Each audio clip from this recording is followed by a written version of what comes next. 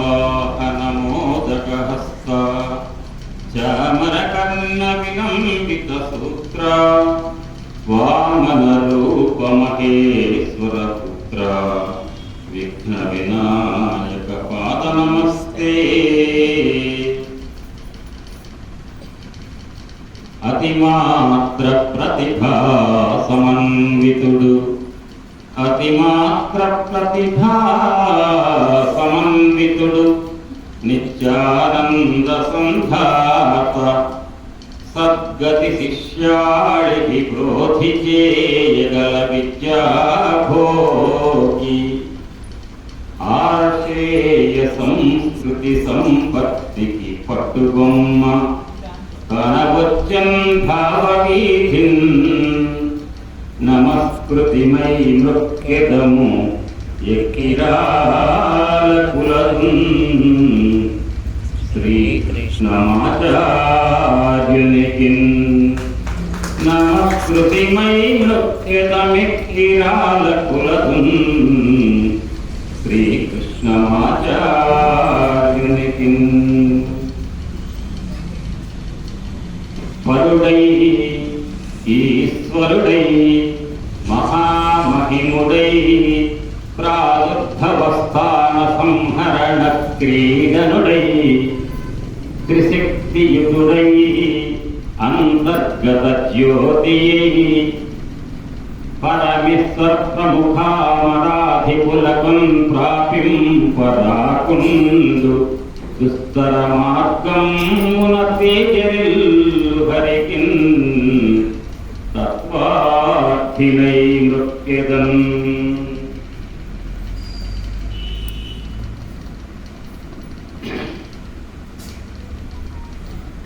నిజానికి ఇంట్లో ఇద్దరి మధ్య సయోధ్య కుదరడం కలియుగంలో చాలా కష్టం. ఒక ఇంటికి సంబంధించింది కాదు, ఒక ఊరు సంబంధించింది కాదు, అనేక గ్రామాలలో ఉన్నటువంటి వివిధ రకాల మనస్తత్వాల ప్రజల మధ్య ఏకీభావం తెప్పించడం అనేది చాలా కష్టం. అటువంటిది ప్రత్యేకంగా భగవత్ తత్వానికి సంబంధించిన విషయాలను ఈ యుగంలో మనస్సులో క్రోధి చేయడం చాలా కష్టం. కానీ ఒక ప్రాంతంలో, అనేక ఊర్లలో, గ్రామాలలో అనేక మంది ప్రజలలో అనేక మంది అనేక రకాల మనస్తత్వాల మధ్య ఏకీకృతం చేసేటువంటి భగవత్ స్థితిని హృదయం క్రోధి చేయడానికి మన ముందుండి మీ అందరిలో కూడా క్రోధి చేస్తూ దశాబ్దాల నుండి మిమ్మల్ని సన్మార్గంలో నడిపిస్తున్నటువంటి అమ్మవారు లక్ష్మీమ్మ గారు, శాస్త్రి గారికి. ఎందుకంటే అమ్మగారు రకంగా అందరిలో సత్సంగాన్ని నింపుతూ మీకు ఒక మంచి మార్గం చూపించాలని అనుకున్నప్పుడు వారు సహకరిస్తేనే కదా. ఆ ఇద్దరికి కూడా సభాపూర్వకంగా నమస్కరిస్తూ, మీ అందరికీ తెలుసు డాక్టర్ గారు రవిచంద్ర గారు, లత ఇద్దరు కూడా మీ ప్రాంతానికి వైద్య సేవలు ఈ మధ్య 2 ఏళ్ళ 3 ఏళ్ళ నాకు తెలవదు పరిచయం అయ్యి అందరిలో కూడా ఒకటిగా ఉంటూ అందరి అభిమానాన్ని మా దూరమైనటువంటి రవి, లత ఇద్దరికి కూడా నేను నాకంటే చిన్నవాడి కాబట్టి నేను అభినందన తెలియజేస్తూ మీ తరఫున. ఇక మీకు ఇంతమందికి కూడా సాధన అనగానే వెంకయ్య స్వామి అంటారు, సుబ్బరామయ్య సార్ అంటారు. అమ్మగారు ఆ ప్రాంతంలో ఉన్నటువంటి అవధూతలతో మీకు మనస్సును సంగమం చేయించినటువంటి ఆ తల్లి ఎవరి ప్రేరణ ద్వారా చేశారు అంటే అందరికీ ఒక్కటే పేరు వస్తుంది, ఎక్కిరా భరద్వాజ మాస్టర్. ఆ భరద్వాజ మాస్టర్ గారికి మీరందరూ కూడా అనండి, ఎక్కిరా కులోద్భూతం విశుద్ధ దివ్యమానసం వందే సత్కరుణా సింధుం భరద్వాజ గురుత్తమం అని మీ అందరిలో కూడా అంతర్యామిగా ఉన్న ఆ భరద్వాజ మాస్టర్ గారి ఎక్కిరాల కృష్ణమాచార్య గురుదేవులకు అటువంటి మహనీయులను మనందరికీ అందించినటువంటి తాతగారు అనంతాచార్యుల వారి యొక్క దివ్య పాదపద్మములకు నమస్కరిస్తూ నిన్న మనం చెప్పుకున్నటువంటి భాగవత ప్రవచనంలో రాత్రి కూడా ఒక గంటన్నర సత్సంగం కొనసాగించాం. నిన్న మధ్యాహ్నం ఆపిన దగ్గర నుండి భాగవతం వింటే ఏంటి మనకి ప్రయోజనం? మన హృదయాలలో ప్రకృతి యొక్క గొప్పతనం ఏంటంటే ఎప్పుడు మనస్సులో ప్రపంచం పట్ల మాత్రమే మనకు చూపు ఉండేట్టుగా మనకు భగవంతుడు ఒక స్థితి కల్పించాడు. కళ్ళతో ప్రపంచంలో బయట దాన్ని చూడటం, చెవులతో బయట నుండి లౌకిక విషయాలు వినటం, ఏ ముట్టుకోవాలో వాటిని కాకుండా, ఏ ముట్టుకుంటే మన జన్మ సార్థకమవుతుందో వాటిని కాకుండా ఏవి పడితే ముట్టుకోవడానికి చర్మం చెయ్యి,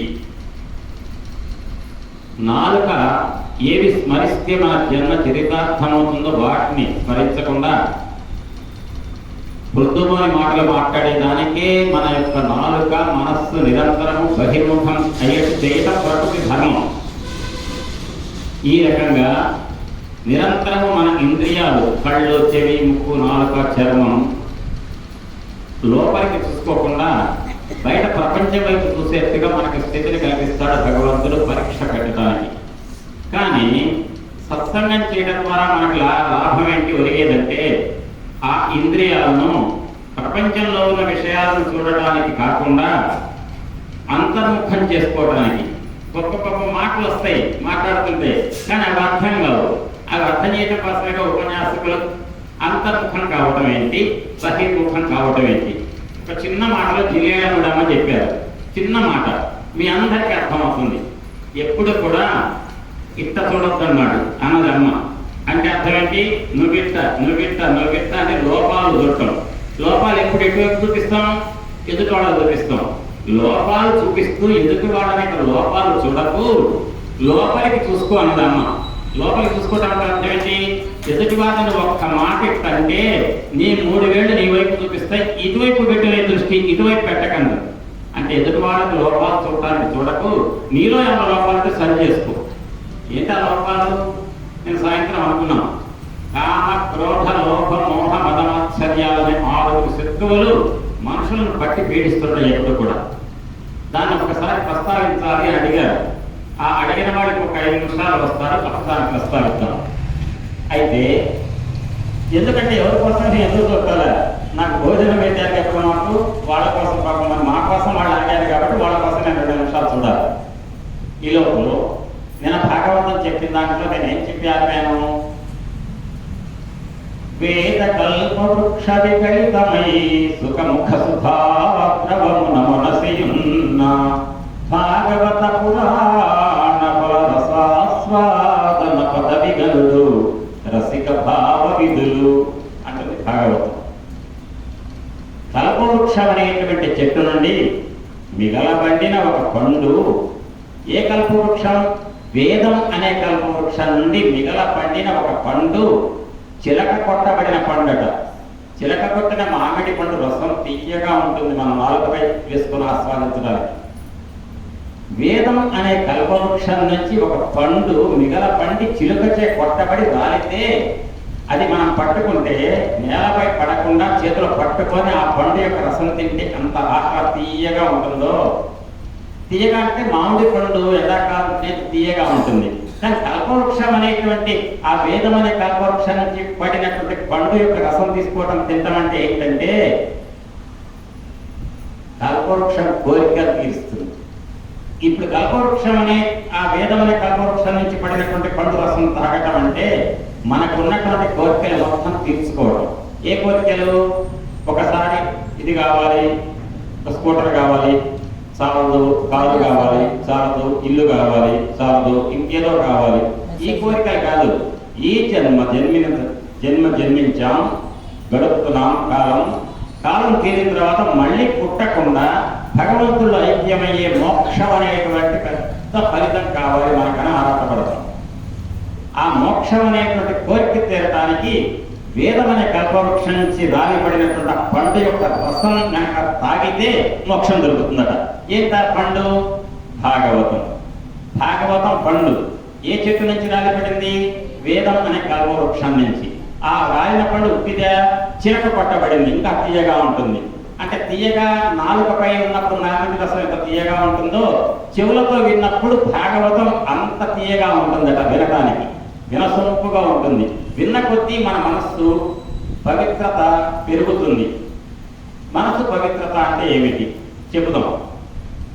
నిన్న చెప్పుకున్నాం మనం. ఆత్మశుద్ధి లేని ఆచారమదేవ, పాండ శుద్ధి లేని పాకమేల, చిత్తశుద్ధి లేని శివ పూజలేరయ, విశ్వదాభిరామ విదురవేమ. ఒక పాత్ర శుద్ధి చేయకుండా కూర వండితే తినడానికి మనకు అసహ్యం పుడుతుంది. భగవంతుడు అనే వాడికి మన కోరికలు అనే కూరలు పెట్టేటప్పుడు ఆయన తినాలంటే హృదయం అనే పాత్ర ఎక్కడైతే మన కోరికలు ఉంటాయో ఆ పాత్ర శుద్ధిగా ఉండాలి. శుద్ధిగా ఉండటం ఏంటి? భగవంతుడు ఎప్పుడు కూడా కరుణామయుడు. భగవంతుడికి గొప్పతనం ఏంటి? మనం ఏమి ఇచ్చామని మనకి గాలి ప్రసరింపజేస్తున్నాడు, ఏమి ఇచ్చామని సూర్యుడు వెలిగిస్తున్నాడు, ఏమి ఇచ్చామని వర్షాకాలంలో వరుణుడుగా రూపంలో వర్షం కురిపిస్తున్నాడు. బ్రతకడానికి భూమి నిలకడగా ఉండాలి, బ్రతకడానికి నీరు త్రాగాలి, బ్రతకడానికి వాయువు పీల్చాలి, ఆక్సిజన్, ప్రాణవాయువు. ఇవన్నీ కూడా భగవంతుడికి మనం ఏమి ఇస్తున్నామని మనకి ఇస్తున్నాడు. మనం ఏమి ఇస్తున్నామని కాదు, ఆయన దయతో ఇస్తున్నాడు. దయతో ఆయన ఇచ్చినందుకు మనం ఏం ఇచ్చుకోవాలి? ఆయనకి కృతజ్ఞత చెప్పుకోవాలి. కృతజ్ఞత అంటే ఏంటి? ఆ భగవంతుడి యొక్క గుణగణాలు ఎందులో అయితే చెప్పబడ్డాయో భాగవతం, ఆ భాగవతాన్ని మనం వినాలి. మానవుడు పుట్టేటప్పుడు 4 రుణాలతో పుడతాడట. దేవరుణం, పితృరుణం, ఋషి రుణం, మానవులతో మనుషులతో పాటు ఉన్నారే తోటి మానవుల యొక్క రుణం. తోటి మానవులు రుణం తీర్చుకోవాలంటే తోటి మానవులకు ఎంతో కొంత సేవ చేయాలి.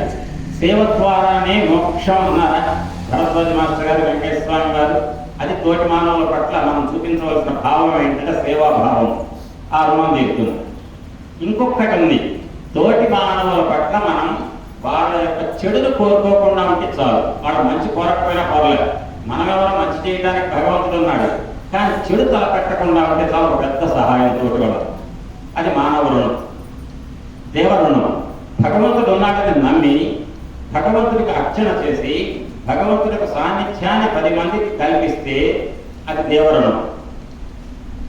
10 మందికి కల్పించడం కూడా పూజలో భాగమే.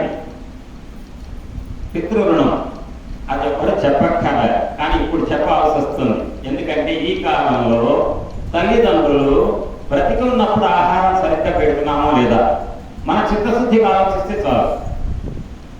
వాళ్ళు గతిస్తారు ఏదో ఒక నాటికి 70, 80, 90 ఏళ్ళు. గతించినటువంటి పెద్దలు పితృదేవతలు ఎవరైతే ఉన్నారో వాళ్ళు చేయవలసిన శాస్త్రోక్త కార్యక్రమాలు చేయడం, వాళ్ళకు విధిగా ఏడాదికి ఒకసారి పెట్టవలసిన కార్యక్రమాలు పెట్టడం కూడా పితృరుణంలో భాగమే. అట్లా పితృరుణం తీర్చుకుంటారు. తప్పకుండా ప్రతి వాళ్ళు అంటారు, అయ్యా అమావాస్యని మా పెద్దలకు పెట్టుకుంటున్నా అంటారు. దానికి చదువు అక్కర్లే. ఒక బ్రాహ్మణ్ణి నమ్మాను ఏదో ఇస్తారు స్వయం పాఠం. వాళ్ళ వాళ్ళ వర్ణ ఆశ్రమ ధర్మాలను బట్టి కార్యక్రమాలు చేస్తుంటారు. అది పితృరుణం. దేవరుణం, దేవత ఆలయాలకు వస్తారు, సద్గురు ఆలయాలకు అర్చిస్తారు, తోటి మానవులకు సేవ చేస్తారు. ఇక మిగిలిన 4వది ఏదంటే ఋషి రుణం. ఋషి రుణం తీర్చుకోవాలంటే అదొక్కదాని దగ్గరికి బద్ధకం వస్తుంది. ఋషి రుణం అంటే ఋషులు మహర్షులు ఏం చేశారండి? శాస్త్రాలు ఇచ్చారు. ఆ శాస్త్రాలలో వాంగ్మయంలో భగవంతుడి యొక్క గుణగణాలను గురించి తెలియజేసినటువంటి మహాపురాణాలు ఉన్నాయి.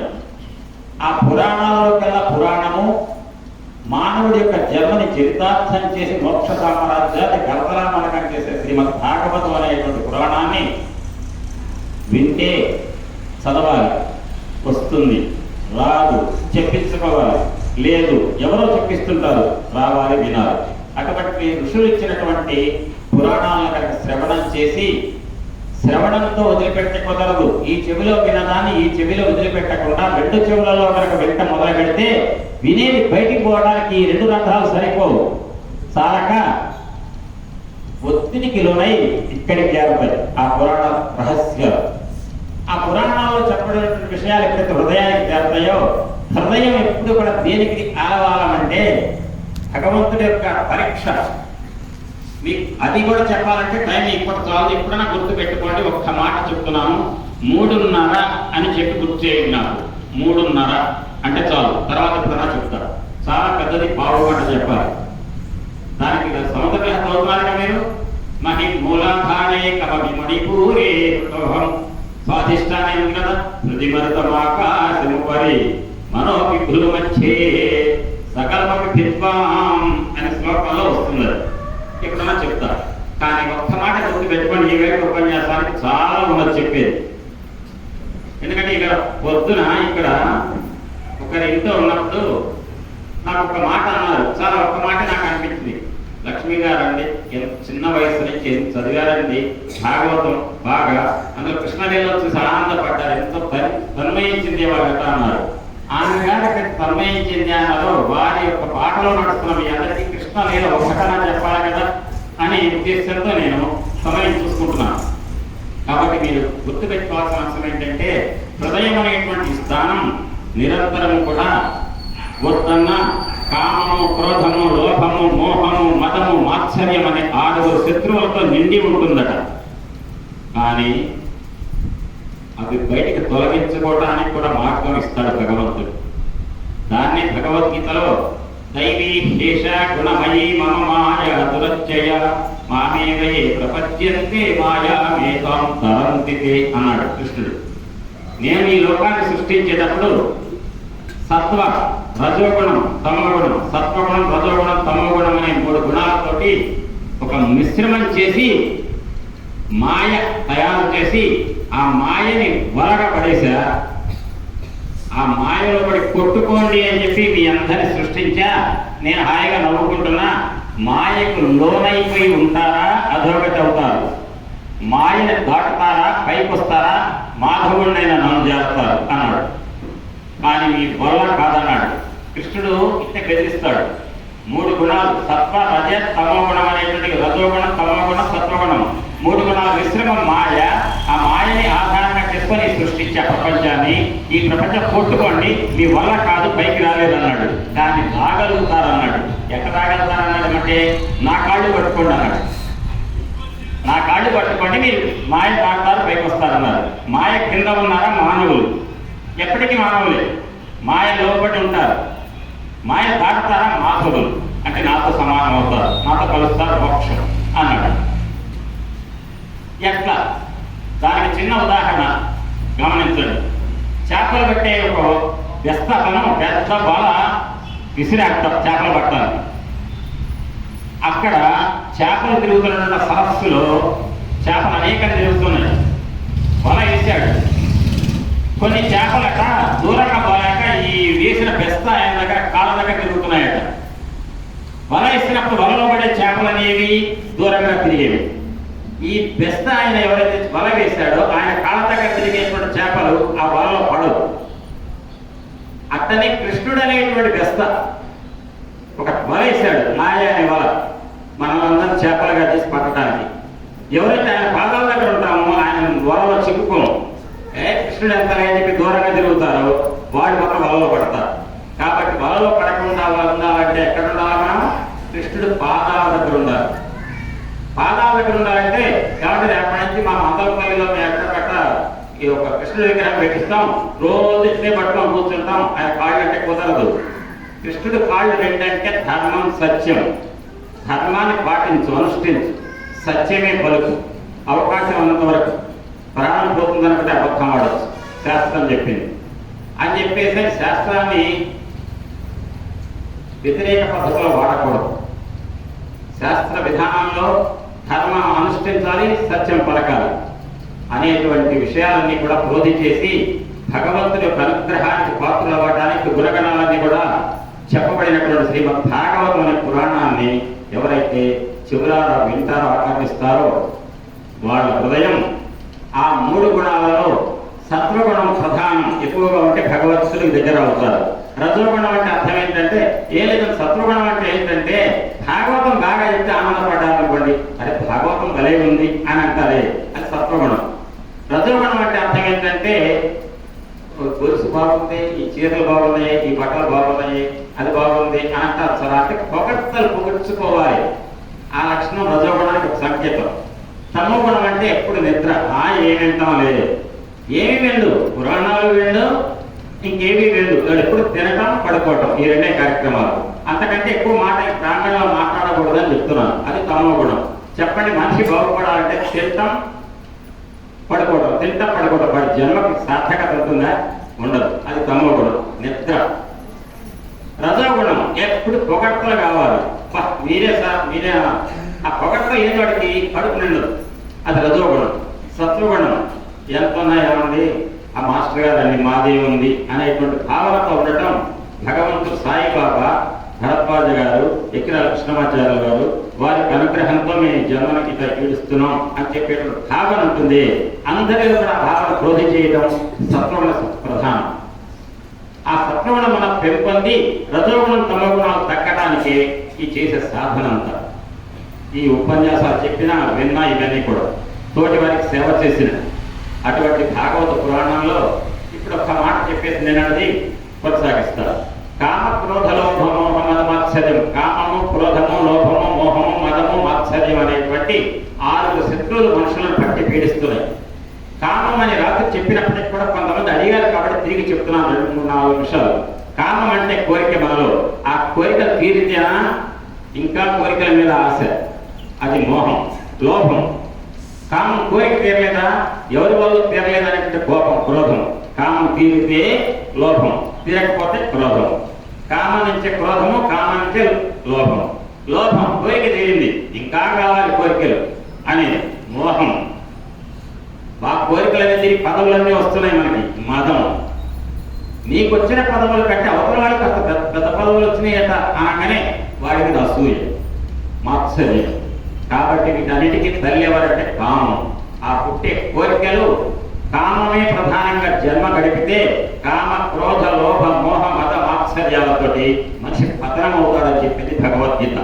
ధ్యాయతే విషయాన్ పుంసః సంగస్తేషుపజాయతే సంగా సంజాయతే కామః కామాత్ క్రోధోభిజాయతే క్రోధాత్ భవతి సమ్మోహః సమ్మోహాత్ స్మృతి విభ్రమః స్మృతి భ్రంశో బుద్ధినాశాత్ బుద్ధినాశాత్ ప్రణశ్యతి.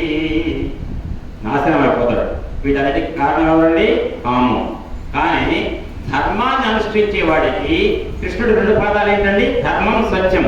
ధర్మాన్ని కనుక ఆచరిస్తే ధర్మం, అర్థం, కామం. ధర్మబద్ధంగా అర్థం సంపాదించడం, ధర్మబద్ధంగా కామం తీర్చుకోవడం, కోరిక. ఇది ధర్మం అయితేనే ఆ కోరిక తీర్చుకోవాలి. ధర్మం, అర్థం, కామం అయితే ధర్మబద్ధంగా అర్థకామాలు కనుక ఎవరైతే తీర్చుకుంటారో వాళ్ళకి మోక్షం వస్తుంది. మోక్షమే మనిషి జన్మకు ఉత్కృష్ట స్థితి. కాబట్టి ఆ ధర్మమే కనుక మనలో బోధి కావాలంటే మన హృదయంలో మనం తీసుకోవాల్సింది ఎవరంటే పురాణాల యొక్క సారాంశాన్ని అని. ఈ అరిషట్ వర్గాలు, అరి అంటే శత్రువు, షట్ అంటే 6, వర్గం అంటే ఆ 6 శత్రువులను వర్గం చేశారు. ప్రతి మనిషిని పట్టుకొని పీడిస్తున్నాయి అని చెప్తే పురాణాలు. అవే కామ, క్రోధ, లోభ, మోహ, మద, మాత్సర్యాలు. వాటితో నిన్న ఉపన్యాసం ఆపే. ఇప్పుడు భాగవత పురాణం గురించి చెప్పారు ప్రారంభం చేసి. భాగవత ధర్మం అంటే నాకు ఒక బాధ కలిగితే అటువంటి బాధ ఎదుటి వాళ్ళకి కలగకూడదు, వాళ్ళు ఎదురు పడాలి. నేనేదో భగవంతుడి యొక్క అనుగ్రహానికి నోచుకోగా నాకేదో ఇబ్బంది కలిగింది, అటువంటి ఇబ్బంది తోటి వాడికి కలగకూడదు అనేటువంటి ధర్మం భాగవత ధర్మం. ద్రౌపదీదేవి ఏం చేసింది? తన 5 పిల్లల్ని నరికి పడేశాడు అశ్వత్థామ. కానీ అశ్వత్థామం చంపడానికి కట్టి తీసుకొచ్చి పెడితే అశ్వత్థామం చంపకండి, బ్రాహ్మణిని చంపకూడదు, శాస్త్రం చెప్తుంది అని ద్రౌపది చెప్పింది. కృష్ణుడు సరే అన్నాడు, భీముడు కాదన్నాడు. అయినప్పటికీ కూడా భీముడు ఒప్పించి అశ్వత్థామం ఏం చేశారు? శిరస్సు, జుట్టు కొరిగారు, తోశారు. అది చంపడం కంటే కూడా ఎక్కువే శాస్త్రం ప్రకారం. ఆ శిక్ష వేశారు, కానీ చంపాలి, వదిలిపెట్టారు. ఎందుకని? ద్రౌపది అన్నది నా 5 పిల్లల్ని నరికి చంపాడు అశ్వత్థామ. కానీ అశ్వత్థామ ఇప్పుడు నేను చంపితే అశ్వత్థామ కోసం బ్రతుకున్నది తల్లి కురిపి, ఆమె ఏడవకూడదు. నేను ఏడుస్తున్నా, అయిపోయింది, ఆమె ఏడవకూడదు అని కనీసం ధర్మం చూపించింది ద్రౌపది. అది భాగవత ధర్మం. అది చెప్పారు. ఆ తర్వాత ఏమన్నారు? ఉత్తరం వచ్చింది. ఉత్తరం అయిన తర్వాత కుంతీదేవి వచ్చింది. కుంతీదేవి చెప్పింది, అయ్యా నాకు నాయన నా మనసు ఎప్పుడు నీ పాదాలు ఏంది మునిగి ఉండాలి భక్తితో అని చెప్పింది కుంతి. ఆ తర్వాత ధర్మరాజు వచ్చాడు. ధర్మరాజు బావా నేను రాజ్యం చెయ్యనన్నాడు. అదేంటి బావా నువ్వు చెయ్యంటే, లేదు బావా కురుక్షేత్ర యుద్ధంలో ఇంతమంది చచ్చిపోయారంటే కారణం నా రాజ్యకాంక్ష, నా వల్ల యుద్ధం జరిగిందన్నాడు. నేను చెప్తే వీడు వినడు అని భీష్ముడి దగ్గరికి తీసుకెళ్ళాడు. రాత్రి చెప్పుకున్నాం, భీష్ముడి దగ్గర ధర్మరాజుకి అనుమానాలన్నీ తీరిపోయాయి. నేను రాజ్యం చేస్తా, యుద్ధం నేనుగా చేసింది కృష్ణుడు పరమాత్మ, ఆయన భగవంతుడు సర్వాంతర్యామి, నేను నిమిత్త మాత్రుణ్ణి, ధర్మం పక్షాన నిలబడ్డా, వాళ్ళ అధర్మం వాళ్ళని వేయి అన్నాడు కృష్ణుడు, వేశారు అయిపోయింది అని అర్జునుడు సంతోషపడ్డాడు. కానీ ధర్మరాజు ఏమన్నాడు, నేను మాత్రం తప్పకుండా నా వల్లనే జరిగిందన్నాడు. కానీ భీష్ముడు ఏమన్నాడు, ధర్మరాజా నీ అనుమానాలు తీర్చానా అంటే, తాత అనుమానాలు నివృత్తైని, నా వల్ల జరగల యుద్ధం, నేనే కృష్ణుడు చెప్తే చేశాను, ధర్మబద్ధంగా చేసిందే, రాజ్యం చేస్తాను. ధర్మరాజు ఒప్పుకున్నాడు, రాజ్య పదవిలో కూర్చోబెట్టాడు. అయిన తర్వాత కొంతకాలం గడుస్తున్నది. గడుస్తుంటే ఒక్కనాడు ఇక్కడి నుంచి జాగ్రత్తగా వినండి, ఇక్కడి నుంచి ఈవేళ చెప్పేటువంటి కృష్ణుడట అక్కడ కబుర్లు చెప్పుకుంటున్నాడట. బావు ఒక్కసారి ఉన్నట్టుండిగా కుయ్యో అని ఒక ఏడుపు ఏర్పడిందట. తల్లి గర్భంలో ఉన్న పిండం లోకంలోకి కూడా పుట్టలేదు, లోకంలోకి రాలే, ఇంకా తల్లి కడుపులో ఉన్నది. ఆ శిశువట కుయ్యట శక్తి లేదు, ఉదర గోడము లోపల ఉన్నవాడ దిక్కెయ్యది తాళనాథమని ఎప్పుడు తల్లి గణింపగెందును. ఈ కిశోర్ని వాయుటకు ఎయ్యది మార్గము నన్ను కావయే అయ్యగలండు గర్భజనితాపద ఎవ్వడెరుంగు దైవమా. ఇది ఆ కుయ్యని శబ్దం. ఏంటంటే ఏడవటానికి కూడా నాకు ఓపిక లేదు. ఎందుకు లేదు, నేను లోకంలో పుట్టలే, తల్లి కడుపులో ఉన్నా, నేను తల్లడిల్లుతున్నా, దిక్కులేని దాన్ని అని చెప్పి మా అమ్మ అంటుంటే, కడుపులో ఉన్న శిశువు నేను మా అమ్మ యొక్క మనస్సులో బాధని నిరంతరం గ్రహిస్తున్నా. ఏంటంటే నా భర్తను యుద్ధరంగంలో అన్యాయంగా చంపారు అభిమన్యుణ్ణి, కాబట్టి నేను దిక్కులేని అయ్యాను అంటుందట తల్లి ఉత్తర. ఆ మాట ఉత్తర కడుపులో ఉన్న ఆ పిండం వింటుందట. కాబట్టి ఈ బాణాగ్ని ఏదైతే నా దగ్గరికి వచ్చి నన్ను కడుపులో ఉన్న నన్ను పిండాన్ని మలమల మాడి మసి చేయాలని చూస్తుందో, అశ్వత్థామ వేసినటువంటి బాణ అగ్ని, బ్రహ్మశివనామకాస్త్రం యొక్క అగ్ని, అది నన్ను దహించి వేస్తోంది. నాకు దిక్కు లేదు, తల్లి గర్భంలో నేను అనుభవించే వేదన ఇంత అంత కాదు. ఈ బాణాగ్ని యొక్క వేడిని ఆపి నన్ను కాపాడగలిగే మహానుభావుడు ఈ లోకంలో లేడా, నా మీద దయ చూపించేవాడు లేడా అని అంటుందట లోపల పిండం అనే ఒక్క మాట అంటాడు. అదే పిండం అంటుంది ఒక్క మాట. లోపల శిశువు 3-4 నెలల వయసున్న శిశువు. అప్పుడు రాడా సమస్త భూతములలో రాజిల్లు వాడిచరం లేడా, పారుని చిత్సరం ముదలగం లీలాగతించోచి నా పీడానేట భయ ప్రధానము అతడు హింపన్న తత్రాటమున్ కాడా ఎందరిగా వడి ఎడల మద్ధర్మంబుతానెట్టిదో. ఏమంటాడు లోపల శిశువు, నాకు ఈలో ప్రతి మానవుడి యొక్క ప్రతి జీవి, మానవుడే కాదు జంతువు కూడా, ప్రతి జీవిలో కూడా ప్రాణశక్తిగా ఉన్న అంతర్యామిగా ఉన్నటువంటి భగవంతుడు ఒకడు ఉన్నాడే, ఆయన ఈ లోకాలు అందరినీ కాపాడుతాడే, కరుణామయుడు కదా, అందరి పట్ల దయా జాలి చూపిస్తాడే. ఆ జాలి హృదయంతో కరుణార్ద్ర హృదయంతో ఉన్న ఆ భగవంతుడు తల్లి కడుపులో ఉండి వేదన పడుతున్నాను కదా బాణాగ్నితో, నన్ను కాపాడటానికి ఆయన రావట్లేదా, రావాలని లేదా ఆయనకు, ఆయనకి జాలి కలగట్లేదా అని ఒక్కసారి అంటుందట శిశువు. ఆయన నాకు కర్మ ఎట్టున్నదో, నేను భగవంతుడి యొక్క అనుగ్రహం పొందడానికి తగిన అర్హత నేను పొందానా లేదో అని అంటుందట. ఇక్కడ మీరందరూ వినాల్సిన గొప్ప మాట ఉంది.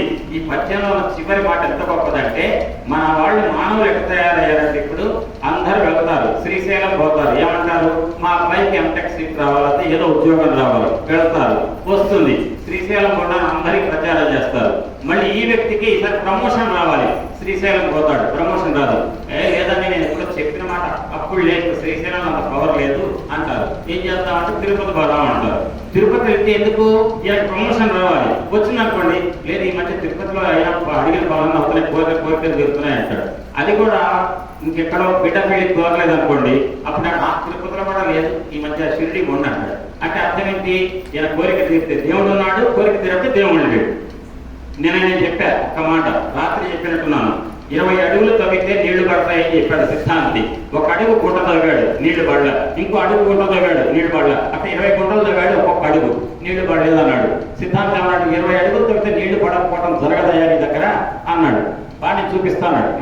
ఎవరు చెప్పారయ్యా అడుగు గుంట 20 తవ్వలేదు, ఒక చోట 20 అడుగులు తవ్వమన్నా కదా నీళ్లు కావాలంటే అంటే నువ్వు అర్థం ఏంటి, తిరుపతి వెళ్ళావు పని కాలేదు, శ్రీశైలం వెళ్ళావు పని కాలేదు, షిరిడి అక్కడ వెళ్ళావు పని కాలేదు, మంత్రాలయం. అంటే అర్థం ఏంటంటే నీకు ఏ ఒక్క దేవుడి దగ్గరికి వెళ్తే నిలకడ లేదు, ఒక చోట నిలకడగా సాధన చేయటంలా నీకు ఏ రోజు ఆ రోజు భగవంతుడు నీకు కోరిక తీర్చాలి. దాని వ్యాపారపు భక్తుడు అంటారు తప్ప నిజమైన భక్తుడు అన్నారు. నిజమైన భక్తుడు ఏమనుకుంటాడంటే నాకు భగవంతుడు ఈ కోరిక తీర్చలేదు, నాకు ఈసారి పరీక్ష పాస్ కావాలి, లేదా మా అమ్మాయి పెళ్లి ఎందుకు కుదరలేదు, నా టైం బాగలేదు కాబట్టి కుదరలేదు, నా టైం బాగుంటే అంటే పెళ్లి మా అమ్మాయిని కుదిర్చుకోవడానికి, మా అబ్బాయికి ఉద్యోగం రావడానికి తగిన అర్హత ఇంకా రాలేదేమో, ఏదో అడ్డుందేమో, గ్రహదోషం. భగవంతుడు కరుణామయుడు ఎప్పుడో ఒకటి నా కోరిక తీరుస్తాడు, నాకు ఇవాళ ఏది జరిగినా భగవంతుడి యొక్క మంచికే అనే ఉద్దేశంతో ఉంటే కనుక భగవంతుడి మీద భక్తి అంటారు. అంతే తప్ప ప్రతి కోరిక తీరితే భగవంతుడు ఉన్నాడో లేకపోతే లేడు అనేటువంటిది భక్తే కాదు అని అంటూ ఈ తల్లి కడుపులో ఉన్న శిశువు అంటున్నాడు. ఏమనంటే నా కర్మ ఎట్టుందో, చాలా గొప్ప మాట అంటే, ఇది మామూలు మాట కాదు. ఎందరి కాబడి ఎడల మత్కర్మం నెట్టిదో అని కడుపులో ఉన్న శిశువు అంటే వెంటనే తండ్రి ఈ రకంగా వేడుకోగానే నా కర్మ ఎట్టుందో అంటాడు పాపం కడుపులో ఉన్న శిశువు అని చెప్పి వెంటనే సిద్ధమయ్యాట శ్రీకృష్ణ పరమాత్మ. ఏమంటారు, గద చేపట్టి పరిభ్రమించు గదాఘాతంబులం దుర్భయప్రదమై వచ్చు శరాగ్ని చుత్తుమురుగా భంజించి రక్షించు ఈ సభయుండెబడపోయటంచు మదిలో చర్చించుతం శాపకుండితురై చూడ అదృశ్యులయ్య హరి సర్వేశుండు విప్రోత్తమా అంటున్నాడు. సన్నగాడు మునులారా వినండి ఒక్క మాట. ఒక్కసారి ఆ కడుపులో ఉన్న పిండం తల్లడిల్లుతుంటే కృష్ణ పరమాత్మ అంగుష్ట మాత్రుడై ఒక గద చేతబట్టి కడుపులో ప్రవేశించి ఆ పిండం చుట్టూ కూడా ఎరకెర తిప్పుకుంటూ ఆ బాణాగ్ని తొలగించేసి ఆ పిండాన్ని కాపాడాడు. కాపాడడానికి వచ్చినటువంటి ఆ మహానుభావుడు ఎవరా అని చెప్పి లోపల పిండం అట్లా చూసే లోపల అదృశ్యం అయిపోయాడు అని ప్రకటిత దైవయోగమున ఆ రకంగా లోపల ఉన్నటువంటి పిండం కాపాడబడింది. కృష్ణుడు అంగుష్టమాత్ర దేహుడై వచ్చాడు, గదతో పరిభ్రమిస్తూ చుట్టూ కాపాడాడు. తర్వాత పుట్టాడు ఆ పిల్లవాడు ఉత్తర గర్భంలో నుంచి. పుట్టిన తర్వాత తాతగారు ధర్మరాజు నామకరణం చేయించారు, బ్రాహ్మణులు పిలిచాడు. బ్రాహ్మణులంతా మహానుభావ కడుపులో ఉండగా ఉత్తర కడుపులో ఉండగా ఈ పిల్లవాడిని బాణాగ్ని వచ్చి మార్చేయాలి. ఆ సమయంలో నాకెవరు దిక్కు లేదా అని కోరితే కృష్ణుడు వచ్చేసి భగవంతుడు కాపాడాడే అంటే ఎవరిచే కాపాడబడ్డాడు ఈ పిండం? కృష్ణ పరమాత్మ వచ్చి, విష్ణు వచ్చి. కాబట్టి ఈయనకి ఏ పేరు పెడితే బాగుంటుందంటే విష్ణురాతుడు అని పేరు పెట్టారు. విష్ణు వచ్చి రక్షించబడ్డాడు కాబట్టి. ఆ తర్వాత తల్లి కడుపులోంచి బయటకు వచ్చిన తర్వాత విష్ణురాతుడు అని పేరు పెట్టిన తర్వాత ఆ పిల్లవాడి గట ప్రతి క్షణం ఏ ఆలాపన వస్తుందంటే తల్లి గర్భంలో ఉండగా బ్రహ్మాస్త్రం వచ్చి నన్ను మాడి మసి చేయాల్సిన పరిస్థితుల్లో ఒక మహానుభావుడు ఇంతే పరిమాణంలో వచ్చి గద పెట్టుకొని తిప్పాడే, కాపాడాడే. ఆయన ఎక్కడున్నాడంటారు, ఈయనలో ఉన్నాడని ప్రతి వాళ్ళను పరీక్షించి చూస్తున్నట్ట. ప్రతి వాళ్ళని కాలికి పరీక్షించి చూస్తుంటే పరీక్షిస్తూ అన్నారట ఆయన్ని. ఆ రకంగా పరీక్ష మహారాజు అనే పేరు వచ్చింది ఆయనకి. ఆ తర్వాత ఆ ధర్మరాజు తన చుట్టాలను చంపాను యుద్ధంలో అన్నాడే, అవన్నిటి కూడా పరిహారం కోసం అశ్వమేధాయాగాలు చేయించాడు, రాజ్యం పదవిలో కూర్చోబెట్టాడు కృష్ణ పరమాత్మ.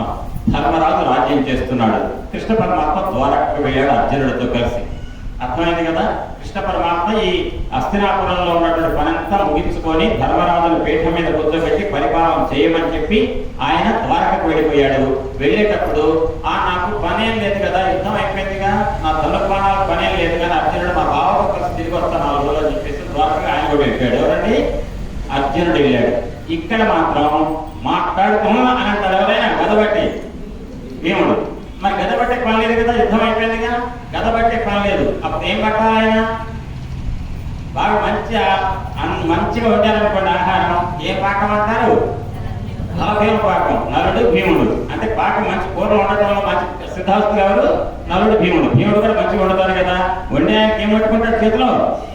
గంటె. అయితే గద లేకపోతే గంటె.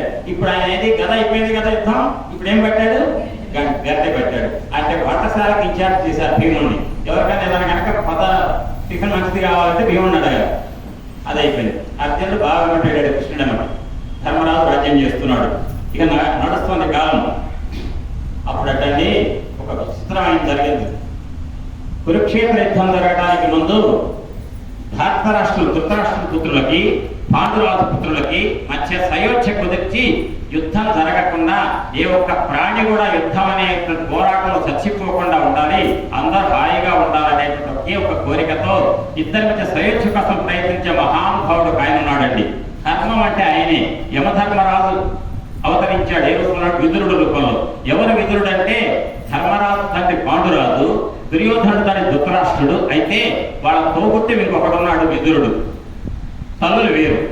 విదురుడు మహా జ్ఞాని, ధర్మ అనువర్తి. ధర్మంగా అన్ని చెప్తూ, నాయకులారా ఎందుకురా కొట్టుకుంటారు అన్నదమ్ముల పిల్లలు, ఎవరు రాజ్యాలు పంచుకోవడం చెప్పాడు. విదురుడు లెక్క చేయలేదు. లెక్క చేయకుండా నువ్వు చెప్పేది నువ్వెవరిగానే ఎదిరించారు. దాంతో విదురుడు ఏం చేశాడంటే, యుద్ధం తప్పదు, తలకాయలు పడాలటం తప్పదు, రక్తం ఏరులై పారుతుంది, ఈ దుర్మార్గాన్ని నేనెక్కడ చూస్తా అని చెప్పేసి తీర్థయాత్రలు చేయడానికి వెళ్ళిపోయాడు విదురుడు. ఆ తీర్థయాత్రలకు వెళ్ళిన విదురుడు తిరిగి మళ్ళీ రిటర్న్ వస్తున్నాడు. రిటర్న్ వచ్చేటప్పుడు కురుక్షేత్రం దగ్గర ఒక అడవిలో మైత్రేయ మహర్షి అని ఒక ఆయన ఉన్నాడు. ఆ మైత్రేయ మహర్షి అంటే మామూలుడు కాదండి. ఆయన దగ్గరికి వెళ్ళి, మహర్షి నాకు కొన్ని అనుమానాలు తీర్చండి అని అడిగారు మైత్రేయుడిని. మైత్రేయుడు ఎంత గొప్పవాడంటే తర్వాత ఇంకెప్పుడన్నా చెప్తా, చాలా గొప్ప సన్నివేశం చెప్పాలి, ఇక్కడ టైం చాలు కాబట్టి చెప్పట్లేదు. ఆ మైత్రేయుడు అనుమానాలు తీర్చాడు. విదురుడు హస్తినాపురానికి వచ్చాడు. మైత్రేయుడి దగ్గర అనుమానాలు తీర్చుకొని హస్తినాపురం వచ్చాడు. రాగానే రాజ్య పదవులు ఎవరున్నారు? ధర్మరాజు. ఆయన తీర్థయాత్రకు వెళ్ళినప్పుడు ఎవరు రాజెవరు? ఆయన తీర్థయాత్రకు వెళ్ళినప్పుడు ధృతరాష్ట్రుడు ఇప్పుడు ఊరికే పక్కన రిటైర్డ్ మాజీ అయ్యాడు. అప్పుడు దుర్యోధనుడు యువరాజు, ఇప్పుడు రాజే ధర్మరాజు. వచ్చే విదురుడి కట స్వాగత సత్కారాలు చేసి, పాద ప్రక్షాళన చేసి, నెత్తి మీద ప్రక్షాళిత జలాన్ని చల్లుకొని భోజనం పెట్టి క్షేమ సమాచారాలు అడుగుతున్నారటండి ధర్మరాజు. ఎట్లా గౌరవించారు విదురుడిని అంటే వినండి. ఏ వర్తనంబున ఇంతకాలం మీరు సంచరించితిరయ్య జగతిలోన, ఏ తీర్థములు కంటిది ఎక్కడ నుంటిది భావింపమీ వంటి భాగవతులు, తీర్థ సంఘంబుల తిఖరింతురు కదా, మీ యందు విష్ణుండు మెరయు పతన, మీరు తీర్థంబులు మీకంటే మిక్కిలి తీర్థంబులున్నవే, తెలిసి చూడ వీరు తీర్థంబులవనిపై వెదగనేల, మిమ్ము పొడగని భాషించు మేలు చాలు అన్నారండి. ఏమన్నారంటే, మహానుభావ చిన్ననాన్నగారు, మీలాంటి ధర్మాత్ములు ఎవరు ఈ లోకంలో లేరండి. తీర్థయాత్రలు తీసుకొచ్చారు. అసలు తీర్థయాత్రలో ఎవరు చూస్తామండి? క్షేత్రానికి వెళ్తే భగవంతుని చూస్తాం ఆలయంలో. కానీ భగవంతుడు వచ్చి మీ హృదయంలో శాశ్వతంగా నివాసం ఏర్పరచుకున్నాడు. మీ హృదయమే భగవంతుని నివాస స్థానం. మీకు వేరే తీర్థాలు కావాలా? మీరే తీర్థం. అసలు మీకు తీర్థాలు ఎందుకు? అట్లాంటి మీరు తీర్థయాత్రలు తీసుకొచ్చారే. తీర్థయాత్రలు మొత్తం చేసి కష్టపడి మీరు వచ్చారు. మీ కాళ్ళకి దానం పెట్టడం ద్వారా సకల తీర్థాల ఫలితాన్ని మేము పొందుతున్నాం అన్నాడు ధర్మరాజు. అంటే విదురుడు ఎంత గొప్పవాడో చూడండి. సద్గురు ఆశ్రమంలో ఈ ప్రాంగణంలో విదురుడి గురించి ఒక్క మాట చెప్పుకున్న మహాపుణ్యం. అటువంటి విదురుడు సకల తీర్థాలు సేవించి వస్తే సకల తీర్థాలలో ఉన్న ఏకీకృతుడైన భగవంతుడు శ్రీనివాసం ఏర్పరచుకున్నటువంటి ఏ హృదయంలో అయితే ఉన్నాడో ఆ విదురుడు వచ్చి అడిగినప్పుడు విదురుడికి చెప్తున్నారు, తండ్రి విదురా, నీకంటే గొప్ప తీర్థం ఉందా ఈ లోకంలో అని ఆయనకు సేవించారు. అయిపోయింది. ధర్మరాజుకు చెప్పాడు, నాయన ఈ తీర్థాలు చూసి వచ్చాను, మీకు అన్ని శుభం కలుగుగాక అన్నాడు. ఆ తర్వాత జరుగుతుంది, వినండి జాగ్రత్తగా, వినండి. ఇప్పుడు జరుగుతుంది. విదురుడు ఏం చేశాడంటే, ఇంతకుముందు విదురుడేంటి, మాట్లాడితే పాండుపుత్రులపై ఏదన్నా దుర్మార్గం చేయాలని చెప్పి దుర్యోధనాలు ప్రయత్నిస్తే వెంటనే మేల్కొలిపి నిద్రపోకుండా చేసి వాళ్ళని సాగకుండా వాళ్ళకి రక్షణగా ఉండేవాడు విదురుడు ధర్మంగా. అట్లాంటి విదురుడు ఇప్పుడు ఏం చేస్తున్నాడంటే ఆ కొలువులోకి రాగానే ధర్మరాజు నాన్న చిన్ననాన్న మీకంటే ఎవరు ధర్మాత్మ లేదన్నారు కదా, కానీ ధర్మరాజు దగ్గర నాకు పదవి కావాలన్నా అడగలేదండి విదురుడు. వెంటనే ధృతరాష్ట్రుడి దగ్గరికి పోయాడు, కొన్ని మాటలు మాట్లాడాడండి.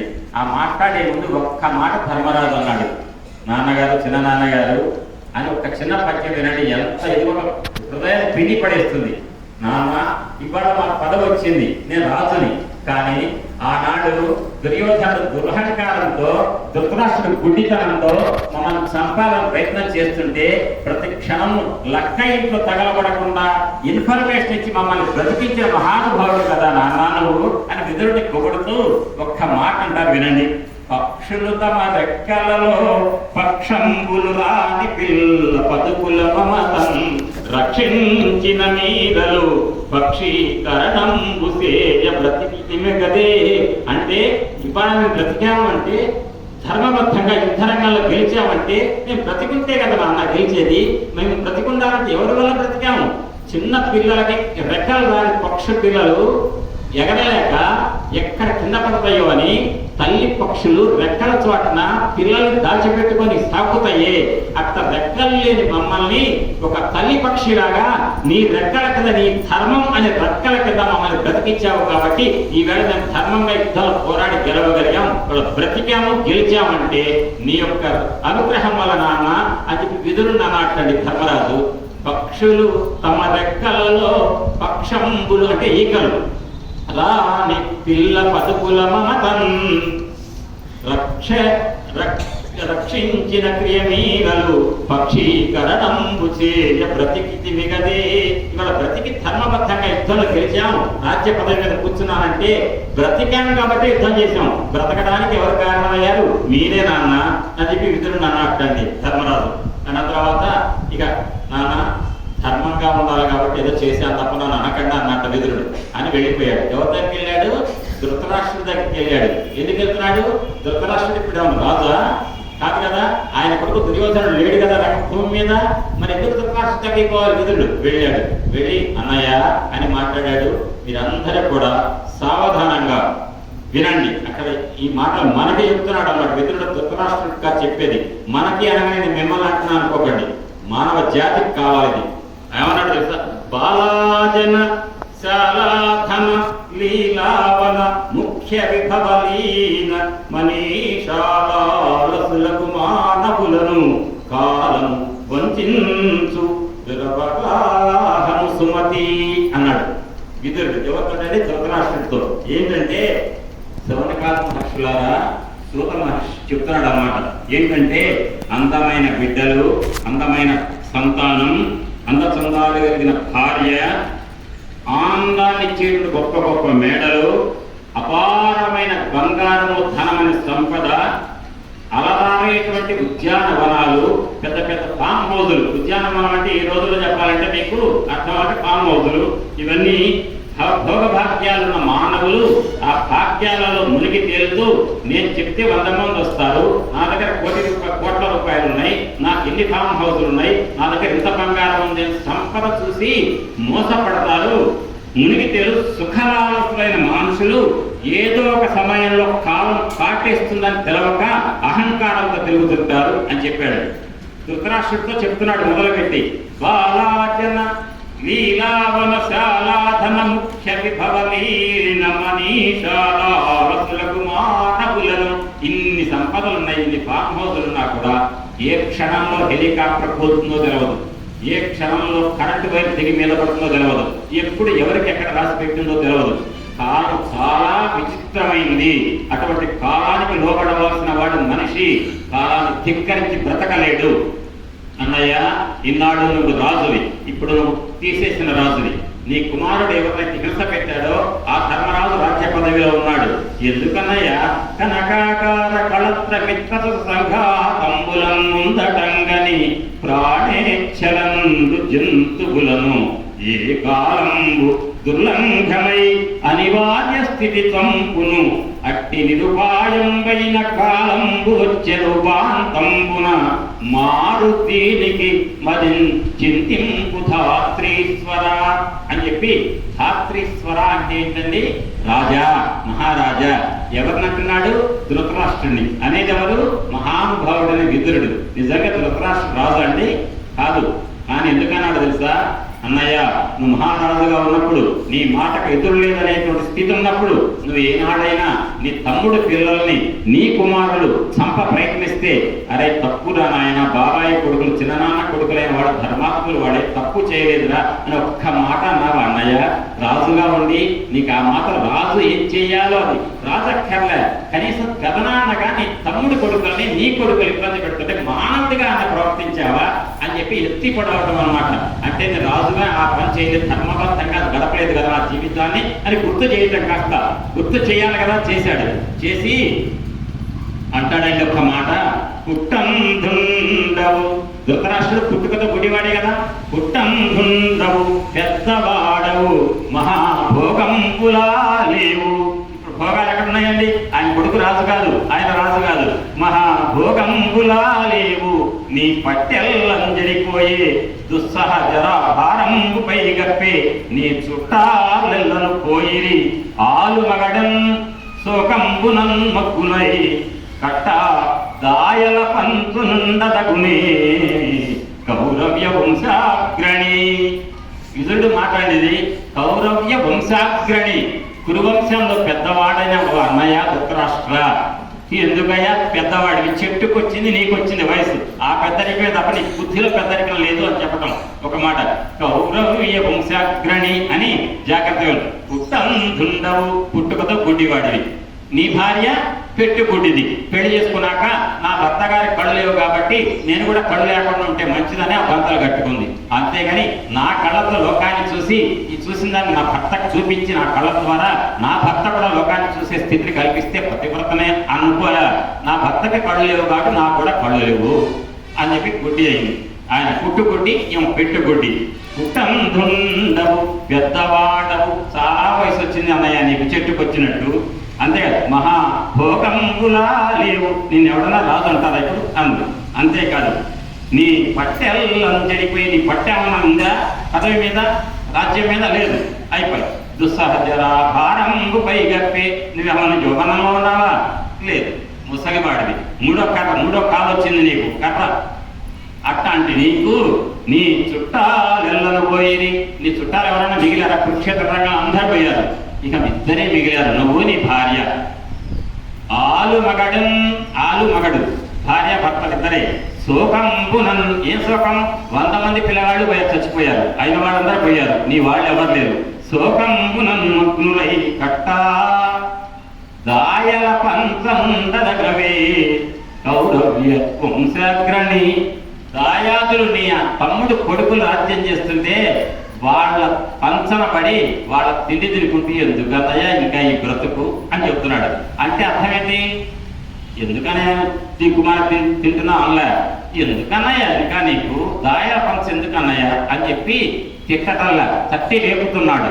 అంటే ఆయనలో వైరాగ్యం రావాలి. ఇంకా ఎందుకు మా తమ్ముడు కొడుకుల దగ్గర ఉంటాం, హాయిగా మహాప్రస్థానానికి పోయి హిమోత్పర్వతంలోకి వెళ్ళి తపస్సు చేసుకొని ప్రాణం వదిలిపెడితే బాగుండు అనేటువంటి వైరాగ్యం రావాలి. జాగ్రత్తగా వినండి, మీకు ఇక్కడ ఒక మాట, గొప్ప మాట చెప్తున్న ఒక్క నిమిషంలో. వైరాగ్యం రావాలి. వైరాగ్యం అనేటువంటి బీజాలు అంటే ఏంటి? విత్తనాలు నాటాలి. విత్తనాలు ఎక్కడ నాటుతారు? పొలంలో. ఇక్కడ వైరాగ్యం అనే విత్తనాలు ఎక్కడ నాటాలి? మనస్సులో. మనస్సు అనే పొలంలో. మనస్సు అనే పొలంలో వైరాగ్యం అనే బీజాలు నాటాలంటే మొన్నటి దాకా తన కొడుకులు బతుకున్నారు దుర్యోధనాదులు. ఏ ఒక్క మంచి పని చేస్తాం, ధర్మరాజుకి ఏదన్నా ఇస్తాం పదవి అడిగినట్టుగా అంటే వెంటనే కొడుకు గుర్తొస్తున్నాడు, కొడుకు మీద మోహం గుర్తొస్తుంది. కొడుకు కనపడగానే అమ్మో ధర్మరాజుకి ఎందుకు ఏదో చెప్పరాసి ఉద్యోగం చేయకపోతాడా తన తమ్ముడు కొడుకు అని అంటున్నాడు.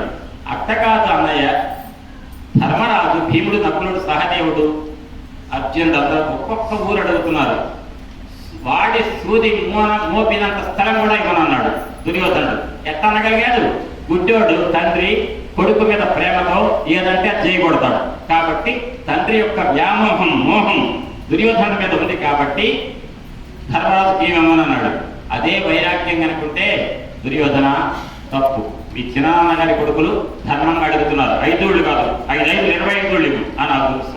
అనకపోగా కొడుకు మీద వ్యామోహంతో తమ్ముడు కొడుకులకు ఏమి ఇవ్వకుండా అన్యాయానికి పాల్పడ్డాడు. దాని వైరాగ్యం అంటారు కదా, మోహం అంటారు, వ్యామోహం.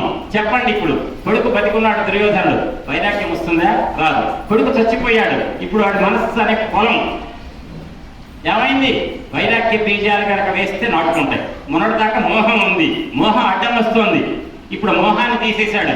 ఎవరితో ఏం చేస్తే మోహం పోయింది చెప్పండి? మోహం ఎక్కడైంది? అందరు పోయారు, అంటే కొడుకులు అందరూ పోయారు.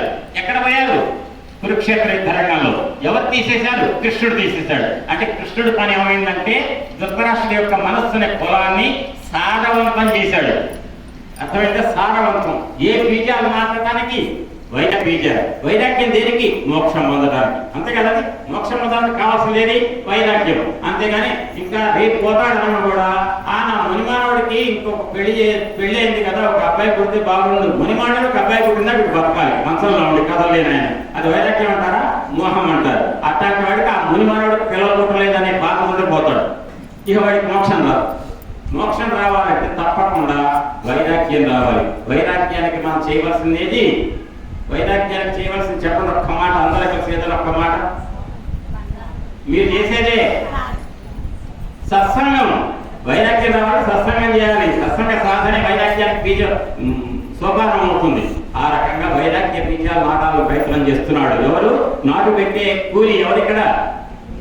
విదురుడు. ఎవరి పొలం అది? ధృతరాష్ట్రుడు అనే మనస్సు అనే పొలం. ఆ పొలాన్ని సారవంతం చేసిన మహానుభావుడు ఎవరు? కృష్ణుడి స్థలంలో. ఇప్పుడు వైరాగ్య బీజాలు నాటడానికి ఒక్క మాట అన్నాడు. అన్నయ్య వినండి, పద్యం మీకు అర్థం చెప్పండి. బిడ్డలకు బుద్ధి చెప్పని గురుడికి పిండంబు వండికొని పండు ఇదే పైపట్టాడని భీముండు వరగొడ్డెములాడంగా కూడు గుడి చదవధిపా అంటున్నాడు. కూడు తింటా, ఏ కూడు తింటున్నా అన్నాయ నువ్వు?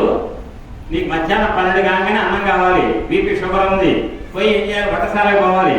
ఏమండి ధృతరాష్ట్ర మహారాజా వారు 12 గంటల అయితే ఆకలి తట్టుకోలేదంటున్నారు అని ఎవరికి చెప్పాలి? అక్కడ వంటశాలలో ఎవరున్నారు? గట్టి పట్టుకొని ఎవరున్నారు?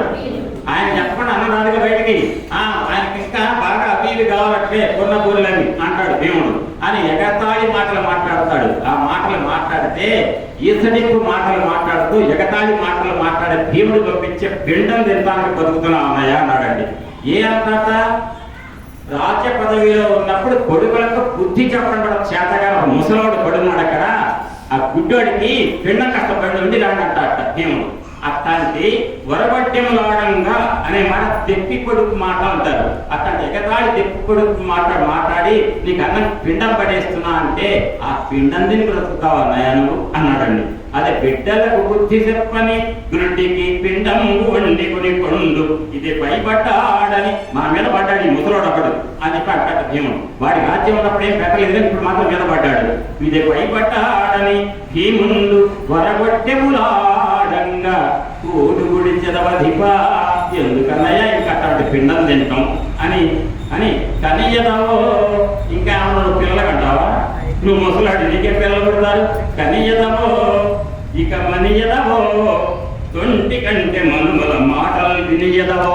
ఇంకా నీకు మనవాళ్ళు పుడతారు అనుకున్నావా? నీ కొడుకులు లేరు అయితే మనవాళ్ళ వాళ్ళ మాటలు వింటావా? లేదా ఇచ్చద రమ్మనీయదవో దానములకు అవనీసురులం. మోక్షం పొందాలంటే మార్గాలు 2. నీ పిల్లల ద్వారా మోక్షం పొందాలి, దాన ధర్మాలు చేసి పొందాలి. పిల్లలు నీకు ఎట్టాగా అవకాశం లేదు. దాన ధర్మాలు చేయాలంటే నీ దగ్గర ఉండాలి. ఎవడన్నా వచ్చి దానం ఇస్తా, బ్రాహ్మణ రా నీకు దానం ఇస్తా అంటే కనుక ఎవరిని అడగాలి దానం కోసం? ధర్మరాజా డబ్బులు కాస్త బ్రాహ్మణ దానం చేయాలని. ఎందుకన్నాయా ఈ బ్రతుకు? ఏం దాన ధర్మాలు చేయవు, పిల్లలు చూసుకోలేవు. కాబట్టి ఇది మంచిది కాదన్నయ్యా. నువ్వు ఏదో విధంగా నువ్వేం చేయాలో తెలుసా, ఎవరికి మోక్షం వస్తుందో తెలుసా అని కాదు. విదురుడు ధృతరాష్ట్రుడు చెప్పినటువంటి ఆ వైరాగ్య బీజాలు నాటడానికి చెప్పిన మాట ఒక్కటి చెప్పి ఆపేసి తర్వాత దాంట్లోకి వెళ్తాం. దేహము నిత్యము, వినండి జాగ్రత్తగా, దేహము నిత్యము కాదని మోహము తెగగోసి సిద్ధముని వర్తనుడై గేహము వెలువడు నరుడు ఉత్సాహముతో చెందు ముక్తి సంపదననఘ. అనఘ అంటే తెలుసండి, అఘము అంటే పాపం, అనఘం అంటే పాపరహితం, పాపం లేని. దత్తాత్రేయుల వారి భార్య పేరేంటి, శక్తి పేరు అనఘ. అనఘ అంటే పాపం లేనిది. ధృతరాష్ట్రుడిని విదురుడు అంటున్నాడు, ఏమాత్రం పాప చరిత్ర లేని వాడా అంటే అర్థం నీ బ్రతుకంతా పాపాలేగా అన్నయ్య నువ్వు చేసిందని చెప్పటం అని. ఇక్కడ అనకుండా అనఘ నువ్వు పాపాలు లేని స్థితి ఇప్పుడన్నా పొందు అని చెప్తున్నాడు సలహా చెప్పి, ఈ దేహం నిత్యం అనుకోకనయ్యా, ఈ అన్నం పెడితే కమ్మంగా మీ తమ్ముడు కొడుకులు పెడుతుంటే తిని ఏదో కాలం గడుపుదాం అనుకోకు. తిండి కాదు కావాల్సింది, తినడానికి బ్రతుకుతావా బ్రతకడానికి తింటావా? తినడానికి బ్రతకరు ఎవరు, బ్రతకటం కోసం తింటారు. తినడానికి బ్రతికేవాడు ఎవరు, పశువులు. అంటే తిండి కోసమే, తిండి పిచ్చితో. అంటే శరీరం శాశ్వతం కాదు, దాని వదిలి లోపల ఆత్మ నిత్యం, అదే శాశ్వతం. నువ్వు ఆత్మను తెలుసుకో అనగానే వెంటనే జ్ఞానం కలిగింది ధృతరాష్ట్రుడికి. బయలుదేరాలండి. తెల్లవారుజాము చెప్పకుండా ధృతరాష్ట్రుడు గాంధారి బయలుదేరుతుంటే, అమ్మ అందరు వెళ్ళండి, తల్లారా మీరు ఆడవాళ్ళు ముఖ్యంగా వినాలి. ధృతరాష్ట్రుడు గాంధారి వెళుతుంటేనట కుంతీదేవి, అక్క నేను కూడా వస్తా పండను. ఎందుకు? సహాయం చేయడానికి. ఎందుకంటే ఆ రోజు వరకు తన కొడుకులను రాచి రంపాన పెట్టి ఏడిపించినటువంటి ధృతరాష్ట్రుడిని, ఆయన భార్య గాంధారిని కుంతీదేవి, పోండి ముసలాళ్ళ దగ్గరం పోయింది, నా కొడుకులు ఇవాళ రాజ్యంలో ఉన్నారు, ధర్మబద్ధంగా పరిపాలన చేస్తూ నేను సలహాలు ఇస్తుంటా అలా.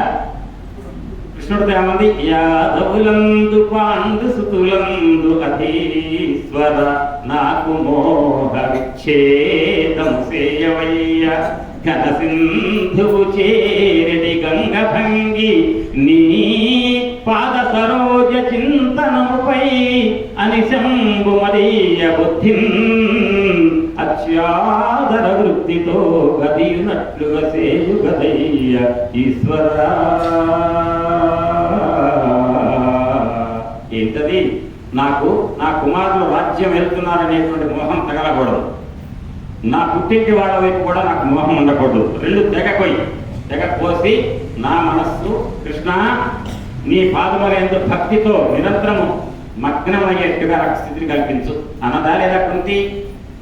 ఇప్పుడు ఏమంటుందంటే, ఇప్పుడు ఇన్నాళ్ళు నేను ఎందుకున్నాను ఇక్కడంటే, నా కుమారులు అధర్మానికి పాల్పడి ధర్మానికి అనుష్ఠిస్తూ ధర్మానికి అనుబద్ధంగా జీవితం గడుపుతుంటే దుర్మార్గులైన నా బావగారి కుమారులైన దుర్యోధనాదులంతా కూడా ఇబ్బంది పెట్టి సంపాదన ప్రయత్నిస్తుంటే, తండ్రి లేని పిల్లలకు నేను తల్లి తండ్రి నేనే కాపాడుతూ కృష్ణుడి అనుగ్రహంతో వాళ్ళని పెంచారు. ఇప్పుడు ధర్మబద్ధంగా యుద్ధంలో గెలిచారు. ఇప్పటి వరకు నేను నా పిల్లలకు కాపాడడానికి నేను కర్తవ్యం కాబట్టి నేనున్నా. ఇప్పటి వరకు నేనున్నా అంటే కర్తవ్యం, నా బాధ్యత.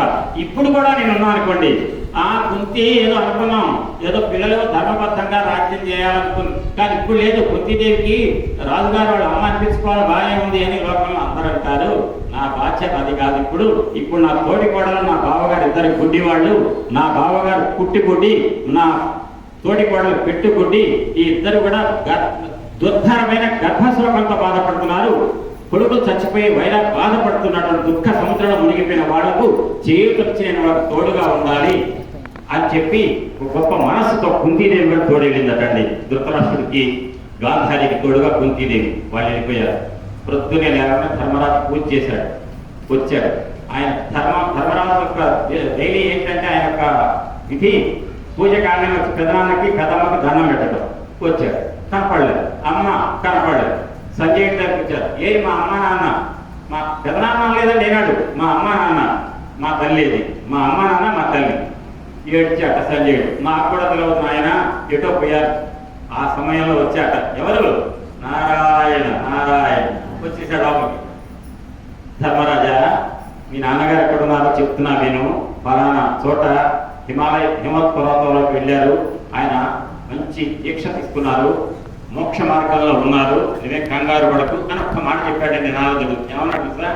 ధర్మరాజా, కృష్ణుడు ఇంకా కొద్ది రోజులే ఉంటాడు ఆయన భూమి మీద, మీరు కూడా అంతవరకే ఉండండి, ఆయన పోగానే మీరు కూడా సర్దుకోండి అన్నాడు. అర్థమైందని అంటే మా నాన్న ఏమయ్యాడని చెప్పి ఈయన ఏడుస్తుంటే నారదుడు వచ్చి మీ నాన్న సంగతి దిగోడదు, ఆయన బాగానే ఉన్నాడు, ముందు మీరు ఉండకండి, మీకు కూడా దగ్గరకు వచ్చిన టైం అని చెప్పాడు నారదుడు. చెప్పగానేనండి ఒక్కసారి ఒక్కసారిగాట నాతో చెప్పాడు, వెళ్ళిపోయాడు. వెళ్ళిపోగానే ధర్మరాజుకు అపశకునాలు కనపడుతున్నాయట, నక్కలు అరుస్తున్నాయట, గాలులు బలంగా వీస్తున్నాయట. అపశకునాలు ఎదురైతే ఒక్కసారిగా భీమా, మీ తమ్ముడు అర్జునుడు కృష్ణుడితో కలిసి ద్వారకకి వెళ్ళాడే, బావతో కలిసి తిరుగుతానని. ఎన్నాళ్ళైందయ్యా? చాలా నెలలైంది. చూస్తుంటేనే నక్కలు మూర పెడుతున్నాయి, గాలులేమో విపరీతంగా వీస్తున్నాయి, వాతావరణం చూస్తుంటే అపశకునాలు ఎదురవుతున్నాయి.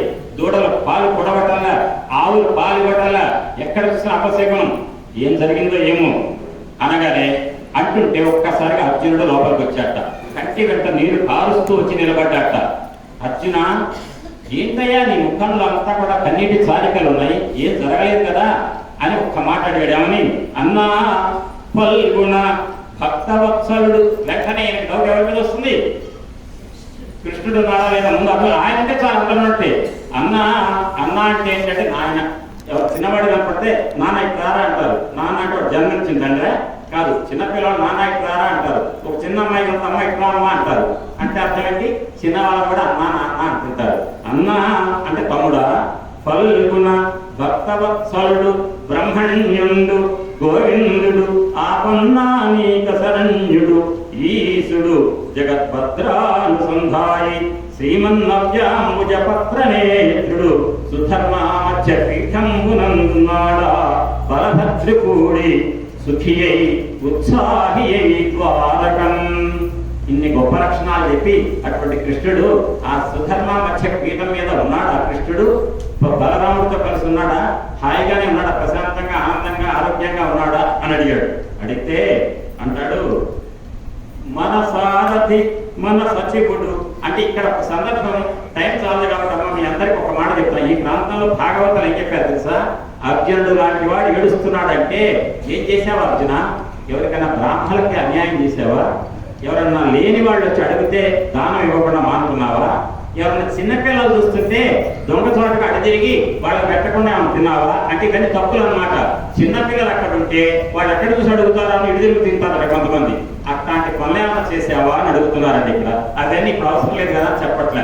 ఇటువంటి విషయాలని చెప్పి అంటున్నాడు, మన సారథి మన సచివుడు మన వీయము మన సఖుండు మన బాంధవుడు మన విపుడు గురుడు దేవర మనలను దిగనాడి చనియ మనుజాధీశ. మనకి చుట్టము బియ్యము సఖుడు అన్ని ఆయనే. ఎవరైతే ఉన్నారో ఆ కృష్ణుడు మనల్ని వదిలిపెట్టి వెళ్ళాడయ్యా అని పూర్ణ ఏడ్చాడండి అర్జునుడు అని ఒక్క మాట చెప్తాడండి అక్కడ కృష్ణుడు గురించి. ఇభజిత్వీర్య మఖాభిషిక్తమగుని ఇల్లాడి ధమ్మిల్లమం సభలో శాస్త్రములు ఇచ్చినన్ ముడువక ఆ చంద్రాస్య దుఃఖింపగా అభయం విచ్చి ప్రతిజ్ఞ చేసి భవదీయారాతి కాంతా శిరోజభ శ్రీలహరింపడే విధవలై సౌభాగ్యముల్ వీడగన్. అన్నయ్య, ఆనాడు కృష్ణ పరమాత్మ ఎన్ని రకాలుగా కాపాడాదన్నయ్య. నువ్వు చేసిన రాజసూయ యాగంలో అవోకృత స్నానం చేసి మంత్ర పూటంత జలాన్ని చెప్పి ఏ దుత్తైతే కేశపాసం అయితే తడుపుకున్నదో ద్రౌపది ఆ కేశపాసాన్ని పట్టి దుశ్శాసన దుర్మార్గాన్ని ఈడ్చుకొచ్చిన నాడు ఆనాడు నువ్వు నిలబడి ద్రౌపదికి అండగా ఉండి అక్షయ వస్త్ర ప్రదానం చేసిన మహానుభావుడు, ఆ మానాన్ని కాపాడిన మహానుభావుడు అయ్యా. అంతేకాదు ఆనాడు ఈ విడబడినటువంటి జుట్టుని నేను ఏనాడు ముడివేస్తానో తెలుసా అని అమ్మ శపథం చేస్తే ద్రౌపదీదేవి ఆ శపథానికి అనుగుణంగా మా యొక్క శత్రువుల యొక్క భార్యల సౌభాగ్యాన్ని తీసి వాళ్ళ జుట్టును తీసేశావు, అంటే వాళ్ళని విధవలు చేసావు. అంత దానికి పాల్పడి రక్షించిన మహానుభావుడు అన్నయ్యా ఆయన కృష్ణుడు. అటువంటి కృష్ణుడు వాడు లేడన్నయ్యా అని చెప్పి ఇంకో మాట అంటాడు, అటమటమయ్యే నా భజనమంతయు భూవరా నేడు చూడుము మా ఇటువలె కారవించు జగదీశుడు కృష్ణుడు లేని పిమ్మట పటుతర దేహలో భవన ప్రాణమున్నవి వెంటపోక నీ కటకట పూర్వజన్మమున కర్మములెక్కివి చేసినాడను అంటున్నాడు అర్జునుడు. నేను కృష్ణుడు ఒక్కసారి దేహాన్ని వదిలిపెట్టిన తర్వాత నేను బతకకూడదు, ఇంకా నేను బ్రతికా. కృష్ణుడు పోయాడు నిన్న, ఇవాళ నేను ఇక్కడికి వచ్చా, ఇంకా బతికా. ఎందుకన్నాయా ఈ బతుకు? దేనికి బతుకుతున్నా? ఈ నీచమైన బతుకు బ్రతుకుతూ నా శరీరం మీద తీపితో బతుకుతున్నా. కానీ నిజంగా నేనే కనుక మంచివాడిని అయితే కృష్ణుడు చనిపోయిన క్షణాన్ని నేను కూడా శరీరం వదిలిపెట్టాలి. ఇంకా బతుకుతున్నానంటే నాకు చావు రాలే. ఎందుకు రాలేదనుకున్నావు చావు? నేను పూర్వజన్మలో పాపాలు ఎన్నో చేయటం వల్ల కృష్ణుడితో పాటుగా ప్రాణం వదిలిపెట్టకుండా ఇంకా బతికున్నా. ఆ పాపాలు అనుభవిస్తున్నా అన్నయ్య అన్నట్ట. అక్కడ నేను ఒక మాట చెప్పాను, మీకు గుర్తుంది కదండి. కృష్ణుడు చనిపోయిన తర్వాత కృష్ణుడు భార్యలను మేనాలో పట్టుకెళ్తుంటే బోయవాళ్ళు అటకాయిస్తే వేల మంది శత్రువులని ఒకే బాణంతో చంపినటువంటి అర్జునుడు నలుగురు బోయేవాళ్ళని ఏం అనలేక వాళ్ళకు చావు తన్నులు తిన్నాడు అర్జునుడు. ఆ రకంగా తన్నులు తిన్నా అన్నయ్య నేను అన్నాడు. అంటే కృష్ణుడు సేపు నా శక్తి ఉంది, నా విలువ ఉంది. కృష్ణుడు పోగానే నా బ్రతుకు శూన్యమైపోయింది అని ఒక మాట చెప్తాడని అందరు వినండి. ఇంపార్టెంట్, చాలా మంచిది. ఆ తేరు అదే రథం, తేరంటే రథం. ఆ తేరు అదే రథము నేనున్నాను. ఆ రథికుండు నేనే రథికుండు. ఆ హయము అదే గుర్రాలు. ఆ అస్త్రాసనంబు, అస్త్రం అంటే ఏంటి? బాణం పులరి వేసేదానికి ఆసనం అంటే బాణం, ఇది ధనస్సు. అస్త్రాసనంబు ఆ శరభ్రాతంబులవే బాణాలు. అన్యుల తొల్లి చంపు, ఇతరులను ఎవరైనా శత్రువులను చంపాలని కనుక ఇంతకుముందు ప్రయత్నిస్తే కృష్ణుడు ఉన్నప్పుడు నా బాణం పట్టుతాలు వేల మంది పోయారు, చచ్చిపోయారు. కానీ కృష్ణుడు లేని పిమ్మట తుదిన్ వ్యర్థంబులైపోయి ఇప్పుడు వ్యర్థమైపోయింది. ఇప్పుడు నేను అదే అర్జునుడిని, అదే ధనుస్సు, అదే బాణం, అదే రథం, అవే గుర్రాలు, అన్నీ అవే. ఒక్కటే లేనిది ఏంటది? ఇంతకు ముందు కృష్ణుడు నాడు, ఇప్పుడు లేడు. అంతే నా తోడు. ఇంతకు ముందు ఉన్నవన్నీ కూడా ఉన్నా కూడా వ్యర్థమైపోయినాయి. ఎందుకు? తుదిన్ వ్యర్థంబులైపోయే మచ్చేతోధీసుడు.